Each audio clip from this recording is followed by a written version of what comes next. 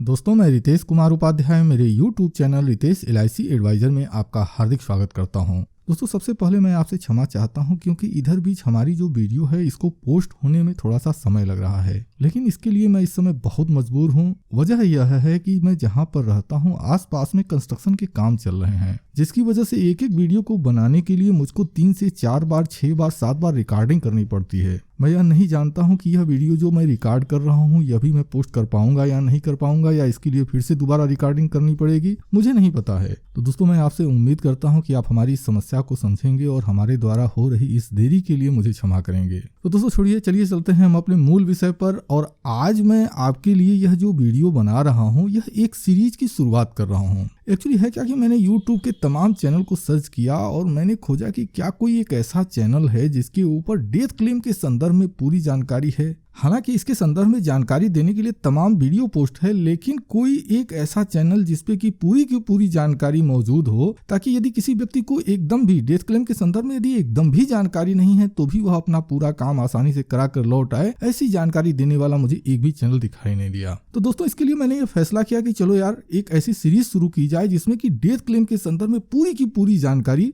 मौजूद हो। तो दोस्तों, हमारे चैनल पर पोस्ट दूसरी वीडियो की तरह से इस वीडियो में भी हमारा पूरा प्रयास है कि डेथ क्लेम के संदर्भ में पूरी की पूरी मतलब एक छोटी से छोटी जानकारी भी मैं आपके साथ शेयर करूंगा, ताकि यदि आपके सामने किसी भी तरह का कोई डेथ क्लेम आए तो आप उसको आसानी से सॉल्व कर सकें। तो यदि आप इस जानकारी को चाहते हैं तो मैं आपसे यही कहूंगा कि आप हमारी इस सीरीज के किसी भी वीडियो को मिस नहीं कीजिएगा। यह जो सीरीज है मुझे लगता है कि LIC के अभिकर्ताओं के लिए और ग्राहकों के लिए दोनों के लिए बहुत ज्यादा फायदेमंद होगा। हालांकि यदि आपने किसी दूसरी जीवन बीमा कंपनी से पॉलिसी की है या किसी दूसरी जीवन बीमा कंपनी के एजेंट हैं तो यह जानकारी आपके लिए भी उपयोगी सिद्ध होगी। तो दोस्तों, यह इस सीरीज की पहली वीडियो है और इस वीडियो में मैं जो जानकारी देने जा रहा हूं सबसे पहले मैं उसको क्लियर कर देता हूं कि इस वीडियो में क्या जानकारी शेयर की जा रही है। तो दोस्तों, सबसे पहले हम अपनी इस वीडियो में यह जानेंगे कि यदि किसी पॉलिसी में डेथ क्लेम आ जाता है तो एक अभिकर्ता के रूप में सबसे पहले हमारा पहला कदम क्या होना चाहिए, हमें क्या चीज देखना चाहिए। क्योंकि जब भी किसी पॉलिसी में डेथ क्लेम आता है, वो आपकी अपनी पॉलिसी हो या किसी दूसरे एजेंट के द्वारा की गई पॉलिसी हो, आसपास के जो लोग हैं वो सबसे पहले एजेंट से पूछते हैं कि इस पॉलिसी में पेमेंट होगा नहीं होगा, होगा तो कैसे होगा। तो दोस्तों, इसके विषय में हम विस्तृत रूप से इस वीडियो में जानकारी लेंगे क्योंकि यह बिल्कुल बेसिक चीज है। दोस्तों, यदि आप LIC के एजेंट हैं, आप नए एजेंट हो या पुराने एजेंट हो, यदि आप पुराने एजेंट हैं और आपने डेथ क्लेम का पेमेंट दिलाया है तो निश्चित रूप से आपको डेथ क्लेम के विषय में बहुत कुछ जानकारी होगी, लेकिन फिर भी मैं आपसे कहूंगा कि आप इस वीडियो को मिस नहीं कीजिएगा, क्योंकि इसमें कई ऐसी चीजों की जानकारी मैं आपके साथ शेयर करने जा रहा हूं जो आपको आपके व्यवसाय के लिए काफी लाभप्रद साबित होगी। तो चलिए, अब सबसे पहले हम अपने पहले टॉपिक को शुरू करते हैं। यदि किसी पॉलिसी में डेथ क्लेम हो जाता है तो क्या करना चाहिए। तो दोस्तों, जब भी कभी आपके सामने LIC की किसी पॉलिसी में डेथ क्लेम आ जाता है तो सबसे पहले आपको उस पॉलिसी का FUP देखना चाहिए। अब निश्चित रूप से यदि आप LIC के अभिकर्ता हैं तो आपको FUP के विषय में पता है कि FUP क्या होता है, लेकिन यदि आप एक ग्राहक हैं तो हो सकता है कि आपको FUP शब्द समझ में न आ रहा हो। तो आइए इसको हम सरल शब्दों में क्लियर कर देते हैं। तो दोस्तों, जैसे मान लीजिए आपने LIC की कोई पॉलिसी ली है और सपोज दैट कि आपकी पॉलिसी 6 माही विधि से है, यानी आपकी हर प्रीमियम 6 महीने के बाद आपको जमा करनी पड़ती है। अब सपोज दैट कि यह नवंबर महीना चल रहा है, नवंबर 2021 चल रहा है। यदि आपकी जो प्रीमियम किस्त है 6 माही विधि से आप जमा करते हैं और नवंबर महीने की 28 तारीख आपकी ड्यू डेट है, तो निश्चित रूप से हर साल आपको जो प्रीमियम जमा करनी होगी वो नवंबर महीने में और मई महीने में जमा करना होगा। और आपकी प्रीमियम 28 नवंबर और 28 मई तक आपको जमा कर देनी होती है। अब सपोज दैट आपने 28 नवंबर 2021 की प्रीमियम सपोज दैट इस महीना में आपने जमा कर दी, तो यदि आपने 28 नवंबर 2021 की प्रीमियम इस महीने में जमा कर दी, तब आपके जो FUP होगा, यानी आपके पॉलिसी का जो FUP होगा वह हो जाएगा 28 मई 2022। यानी जो प्रीमियम हम जमा कर देते हैं उसके बाद की जो बकाया प्रीमियम डेट होती है उसको हम जीवन बीमा की भाषा में या यूं कहें कि LIC की भाषा में FUP कहते हैं। तो दोस्तों, इस FUP शब्द का उपयोग इस वीडियो में या यूं कहूं कि इस सीरीज में बार बार होगा, तो यह समझना आपके लिए बहुत जरूरी है। यदि इसमें कंफ्यूजन आपको समझ में आता है तो वीडियो के कमेंट सेक्शन में जरूर बताइएगा। मेरा प्रयास होगा कि मैं आपकी कंफ्यूजन को दूर कर दूं। अब दोस्तों, जब आप किसी पॉलिसी की FUP चेक कर रहे हो तो यहाँ पर देखिए कुल 4 नियमों का ध्यान देना जरूरी है। सबसे पहले मैं आपके सामने नियम भी रखता हूँ और उसका एग्जाम्पल भी रखता हूँ।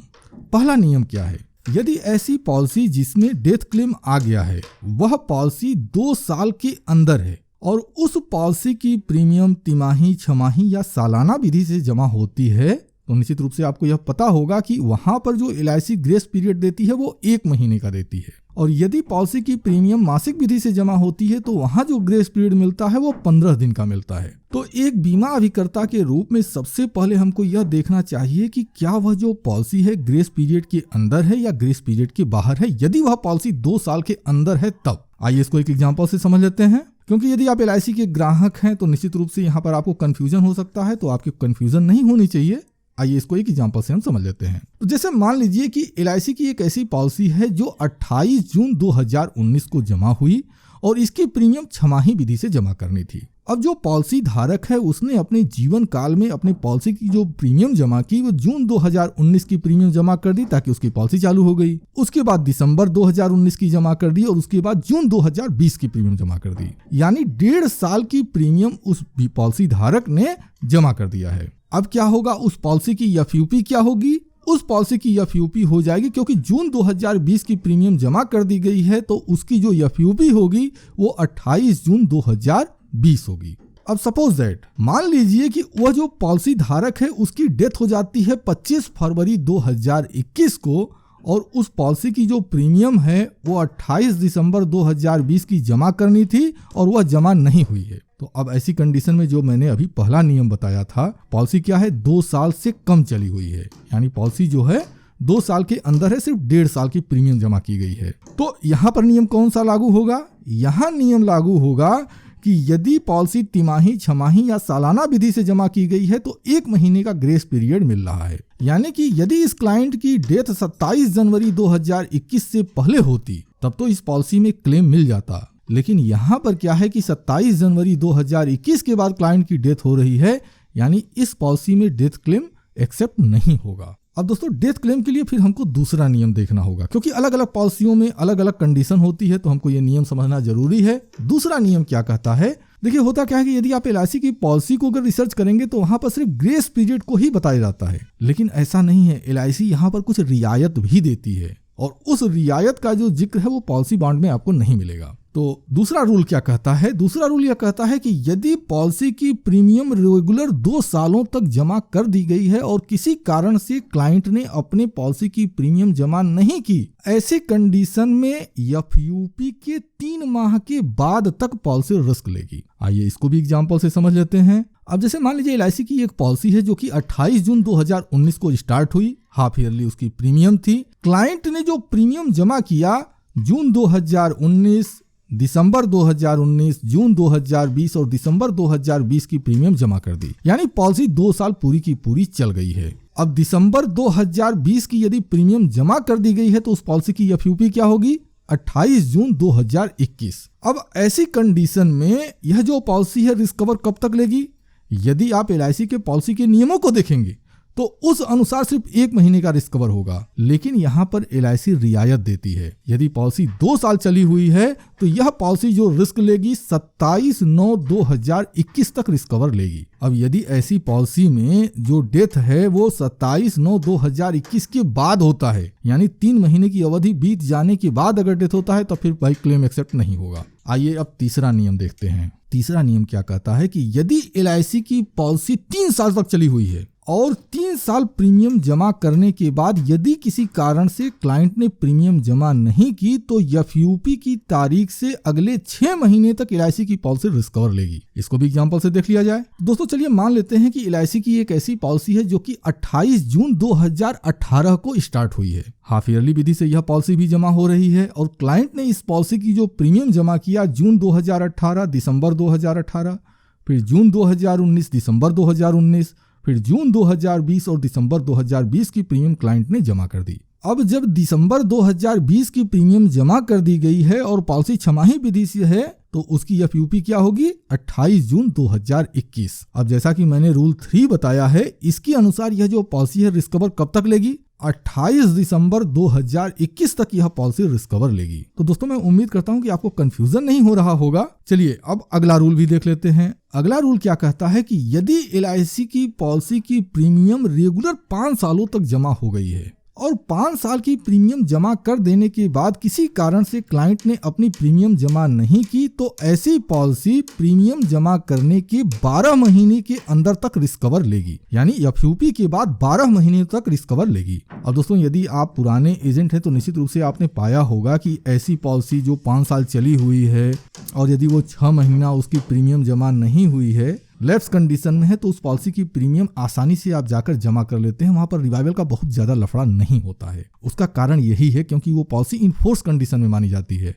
आप लेट फीस दीजिए, प्रीमियम जमा कीजिए, जमा हो जाएगा। यह जो मैं आपको रूल नंबर 4 बता रहा हूं, यही इसकी सबसे बड़ी वजह होती है। आइए इसको भी एक एग्जांपल से समझ लेते हैं। अब जैसे मान लीजिए एक ऐसी पॉलिसी है जो कि स्टार्ट हुई 28 जून 2016 को छमाही विधि से। अब इसकी जो ड्यू डेट है, क्लाइंट ने जो प्रीमियम जमा की है जून 2016 दिसंबर 2016, जून 2017 दिसंबर 2017, जून 2018 दिसंबर 2018, जून 2019 दिसंबर 2019, जून 2020 और दिसंबर 2020, यानी कि 5 साल की प्रीमियम क्लाइंट ने पूरी तरह से जमा कर दी। अब इस पॉलिसी का भी जो एफयूपी है वो क्या है, 28 जून 2021। अब 5 साल की प्रीमियम जब क्लाइंट ने जमा कर दी है तो यह पॉलिसी रिस्क कितने समय तक लेगी, पूरे के पूरे 1 साल तक, यानी कि 27 जून 2022 तक यह पॉलिसी रिस्क कवर लेगी। तो दोस्तों जब भी कभी आप एलआईसी की पॉलिसी में डेथ क्लेम आता है और आपका क्लाइंट आपसे राय मांगता है तो आपको ये जो 4 नियम हैं, इन 4 नियमों में से किसी एक नियम को सेट करना होता है। आप इसको देखिए, क्या इसके तहत क्लाइंट का पेमेंट हो सकता है, और यदि क्लाइंट का पेमेंट आपको होता हुआ दिखाई देता है तो मैं आपसे यही कहूंगा कि आप उस क्लेम को दिलाने के लिए जी जान एक कर दीजिए। क्योंकि यदि आप किसी भी एक डेथ क्लेम का पेमेंट दिलाते हैं तो इसका बहुत बड़ा लाभ आपको होता है। सबसे पहला तो वो जो घर की बेवा होगी उस परिवार को एक आर्थिक मदद मिल जाएगी, और दूसरा यह कि आपकी एक अलग छवि आपके उस क्षेत्र में हो जाएगी। लेकिन दोस्तों यहाँ पर एक चीज और कहना चाहूंगा, और वह बहुत ही इंपॉर्टेंट है, क्योंकि यदि आप इसका ध्यान नहीं देंगे तो हो सकता है कि आप जो राय दे रहे हो वो आपके द्वारा दी जाने वाली राय गलत हो जाए। जब आप किसी पॉलिसी को देख रहे हो तो आपको कोई भी राय पर पहुंचने से पहले सबसे पहले आपको यह देखना चाहिए कि क्या वह पॉलिसी बीच में लैप्स हुई है, यानी कि फॉर्म संख्या 680 या भी जो भी रिवाइवल फॉर्म है उसको देकर पॉलिसी को रिवाइव तो नहीं कराया गया है। यदि पॉलिसी रिवाइव हुई है, ऐसी कंडीशन में डेट ऑफ कमिटमेंट काउंट नहीं होता है, इसको आपको ध्यान देना होगा। ऐसी कंडीशन में जो डेट ऑफ कमिटमेंट है उसकी जगह पर डेट ऑफ रिवाइवल काउंट होगा। यानी कहने का अर्थ यह है कि जो मैंने अभी आपको बताया 2 साल, 3 साल, 5 साल, तो वहां पर डेट ऑफ कमिटमेंट से 2 साल, 3 साल, 5 साल नहीं गिना जाएगा, फिर डेट ऑफ रिवाइवल से 2 साल, 3 साल और 5 साल गिना जाएगा। तो सबसे पहला चीज आपको यह ध्यान देना है। दूसरा चीज फिर क्या ध्यान देना है कि वह जो पर्टिकुलर प्लान है उस पर्टिकुलर प्लान के अंदर डेथ क्लेम का रूल क्या है। जैसे 179 पॉलिसी ले लीजिए। 179 में क्या रूल है कि यदि पॉलिसी की प्रीमियम 2 साल जमा कर दी गई तो उसके बाद वह 2 साल तक ऑटो कवर देगी। तो कहीं ऐसा तो नहीं कि वह 179 पॉलिसी है और हम इस नियम को देख रहे हैं, तो वहां पर पॉलिसी का वह जो नियम है वह नियम लागू हो जाएगा। ठीक इसी तरह से अगर टर्म प्लान किसी ने लिया हुआ है तो यहाँ पर जितने भी नियम मैंने बताए हैं ये कोई नियम लागू नहीं होगा। तो आपको एक उस मुद्दे को भी ध्यान देना होगा। अब जब आप इतनी सारी चीजें चेक कर लेते हैं फिर आप डिसीजन ले सकते हैं कि अब पॉलिसी का क्लेम आपको करना है या नहीं करना है। अब दोस्तों इससे पहले कि मैं आगे की जानकारी आपके साथ शेयर करूं, एक चीज मैं आपसे कहना चाहता हूं कि एलआईसी के डेथ क्लेम के फॉर्म यदि आपके पास अवेलेबल हों तो फिर मैं आपसे यही रिक्वेस्ट करूंगा कि आप हमारे ईमेल आईडी पर उस फॉर्म को भेज दें, ताकि आने वाली वीडियो में मैं यह भी बता दूंगा कि उस फॉर्म को कैसे भरा जाता है। तो यदि आप इसी तरह की जानकारी से भविष्य में भी अपडेट रहना चाहते हैं और आने वाली वीडियो को बिल्कुल मिस नहीं करना चाहते तो फिर मैं आपसे यही कहूंगा कि आप हमारे इस YouTube channel Ritesh LIC advisor को जरूर सब्सक्राइब कर लें और साथ में बेल आइकन पर क्लिक करके ऑल नोटिफिकेशन जरूर ऑन कर लें। यदि हमारी यह वीडियो आपको पसंद आई है और आपको लगा है कि इस वीडियो में अगर एक भी जानकारी आपके काम की है तो वीडियो के नीचे जो लाइक की बटन है उस पर क्लिक करके हमें उत्साहित करने की कोशिश जरूर करें। अब इसी के साथ मैं अपनी इस वीडियो को समाप्त करता हूं। आपने अपना कीमती समय हमें दिया, इसके लिए मैं आपका दिल से आभारी हूं। धन्यवाद। Thank you very much.